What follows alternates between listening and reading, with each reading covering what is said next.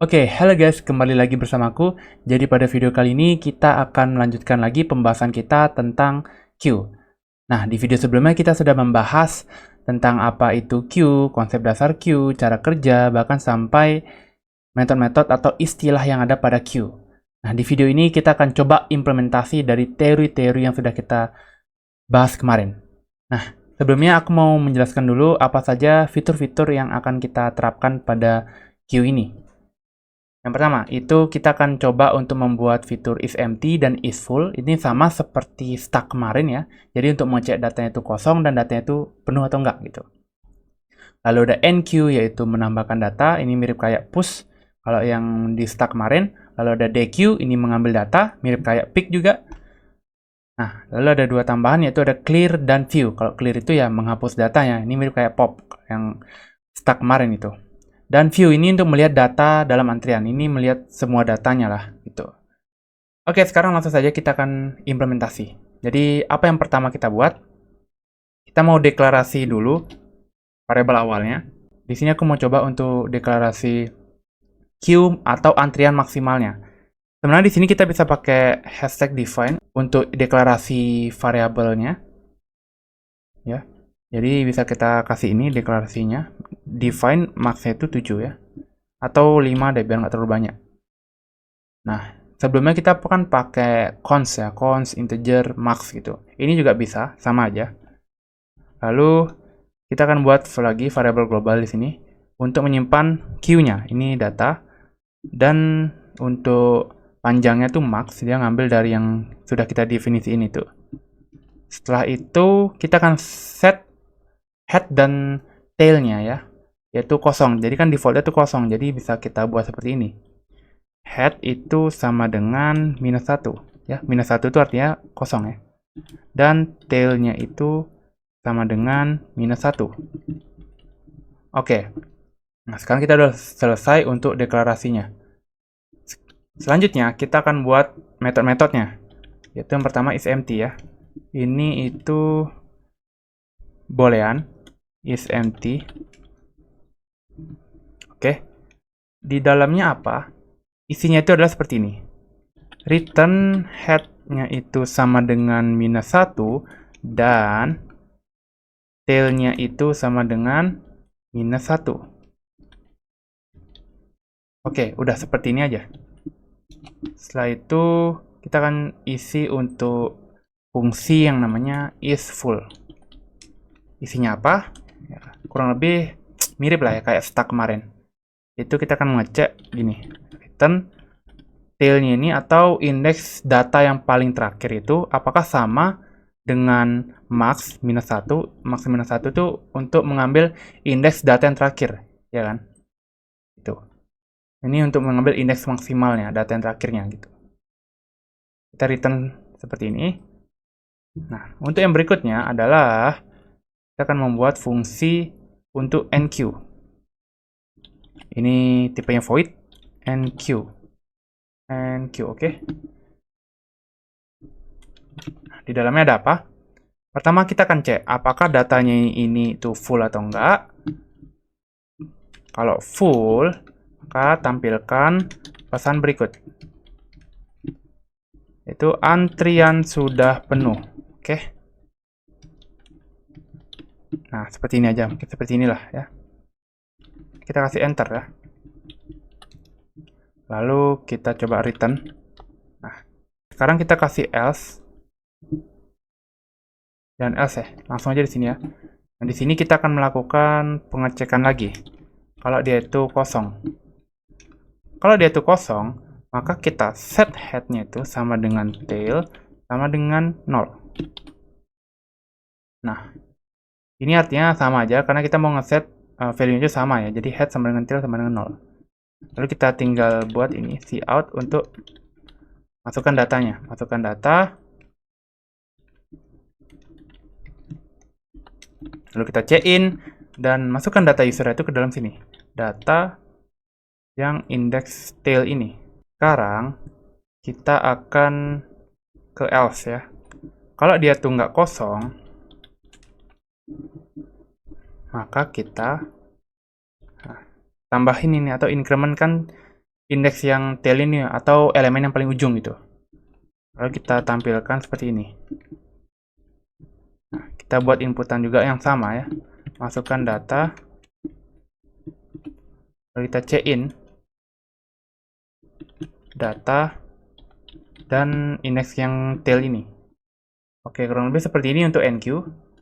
Lalu yang berikutnya itu adalah DQ. Oke. Isinya seperti apa? Pertama kita akan ngecek apakah data itu kosong atau enggak ya. Ini kurang lebih sama lah isinya. Jadi tinggal kita ganti ini empty. Kalau ada kosong maka antrian kosong. Oke, sekarang kita masuk ke sini. Kita langsung saja cout. Data yang diambil. Nah,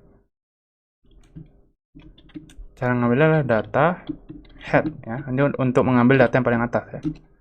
Nah, lalu kita tinggal looping. Kita mau looping seperti ini. Nah, integer i sama dengan ini kita set defaultnya tuh head. Lalu i-nya itu kurang dari sama dengan tail minus 1. Lalu i-nya tuh di increment. Sekarang kita isi data a-nya ini dengan data yang berikutnya. A itu maksudnya i plus 1 ya. Nah, i maksudnya data a-nya itu. Setelah itu kita isi gini. Kita set decrement untuk tail-nya. Di sini kita melakukan pengecekan lagi. Apakah tail-nya itu sama dengan minus 1 atau kosong maksudnya. Kalau iya, maka kita set head-nya itu minus 1 atau kosong. Kurang lebih seperti ini untuk DQ ya. Sekarang kita coba untuk nih. Yang selanjutnya itu ada namanya clear. Kalau clear gitu, kita pakai void aja, clear. Isinya itu seperti ini. Kita set head-nya itu dengan tail ya, sama dengan minus 1 ya. Ini artinya untuk ngeset indeksnya itu menjadi minus 1 atau empty atau kosong gitu ya. Tinggal kita tampilkan aja bahwa antrian sudah dikosongkan. Oke, udah. Sekarang kita buat untuk yang terakhir, ini untuk view, void view.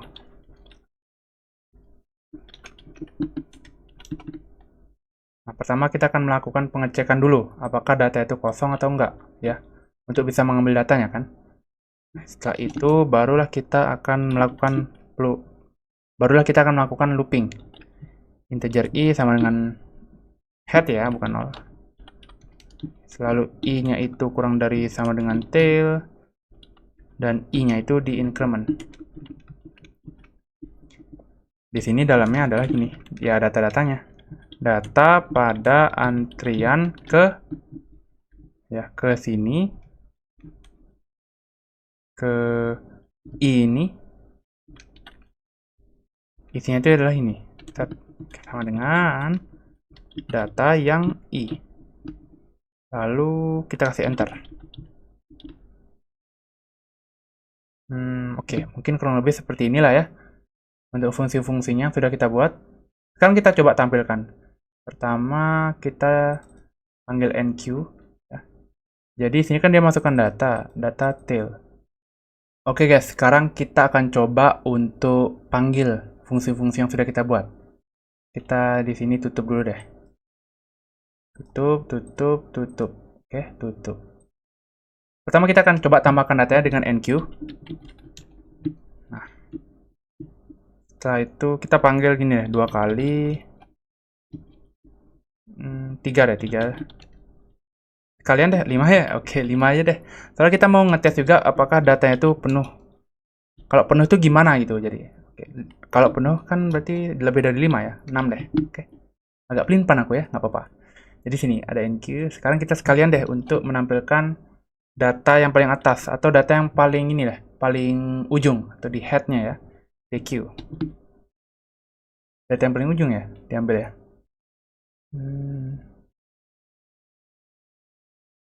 Data yang diambil ya, ini data yang paling pertama yang diambil. Antrian yang pertama, DQ. Lalu coba kita tampilkan, masukkan data pertama ini, kedua, ketiga, keempat, kelima. Oke, antrian sudah penuh ya. Udah nggak bisa ya, jadi dia menambahkan data yang ke-6, karena datanya sudah penuh. Atau antriannya sudah penuh gitu. Nah, data yang diambil adalah 30. Benar. Karena ini antrian yang pertama kali kita masukkan, 30. Oke, sekarang kita akan coba untuk ini. Mana dia? Clear ya. Kita coba clear. Sekalian kita DQ juga ya. Apakah setelah dihapus dia itu data masih ada? Sekarang kita coba tampilkan. Ini masukkan. Oke. Data yang diambil 10, antrian sudah penuh, antrian sudah dikosongkan, antrian kosong. Bener ya, antrian kosong. Nah, ini kita harusnya kasih enter nih. Cuman return yang kita harapkan itu sudah benar. Tinggal kita perbaiki aja di sini. Tadi di antrian kosong, clear, antrian sudah dikosongkan, end line. Oke. Nah, sekarang kita coba ini deh view-nya. Jadi ini aku komen aja, mau coba panggil view.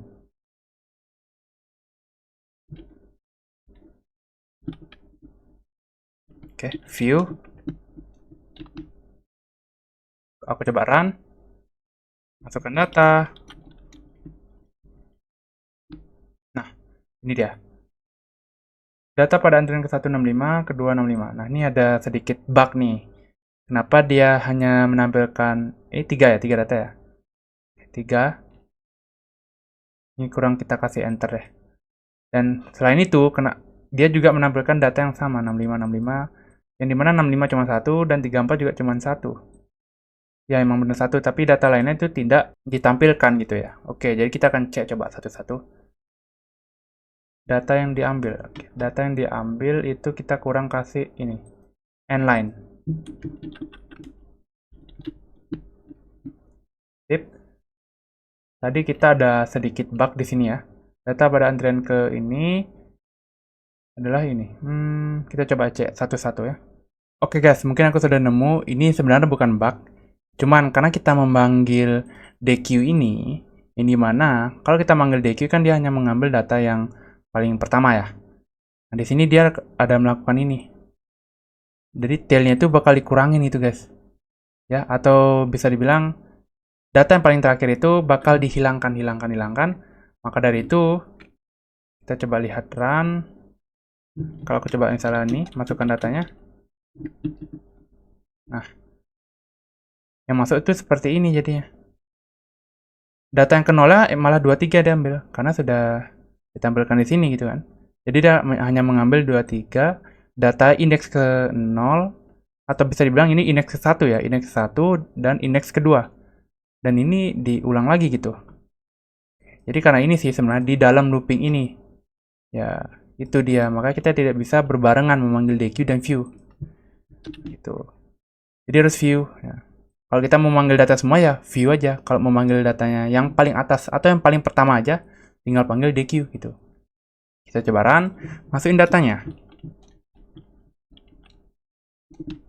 Oke, ini udah benar ya. Data antriannya 65, 230, 430, 23, 54. Tip, sudah benar. Clearnya juga sudah. Semua fiturnya kurang lebih bisa berjalan. Jadi, itu dia mungkin untuk implementasi sederhana dari Q.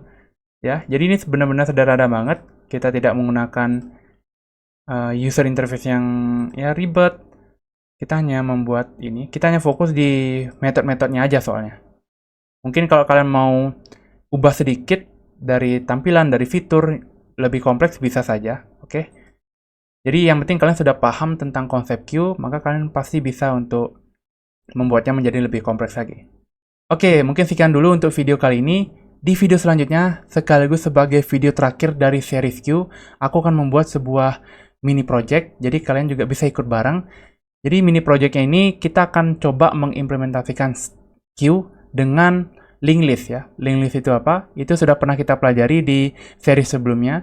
Jadi kalian bisa cek aja untuk yang tentang linked list. Nah, jadi kalau kalian sudah paham linked list, aku yakin kalian pasti bisa mengikuti untuk membuat mini project ini.